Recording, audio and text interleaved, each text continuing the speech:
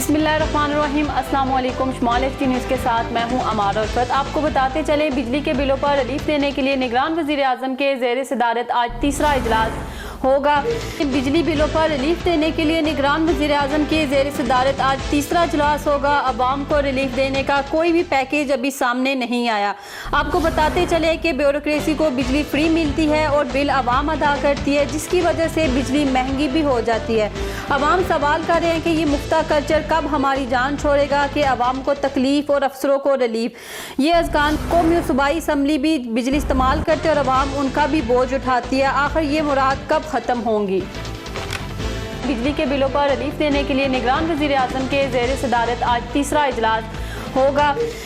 आपको फिर से बताते चलें, बिजली बिलों पर रिलीफ देने के लिए निगरान वज़ीर आज़म की ज़ेर सदारत आज तीसरा इजलास होगा। अवाम को रिलीफ देने का कोई भी पैकेज अभी सामने नहीं आया। आपको बताते चले कि ब्यूरोक्रेसी को बिजली फ्री मिलती है और बिल अवाम अदा करती है, जिसकी वजह से बिजली महंगी भी हो जाती है।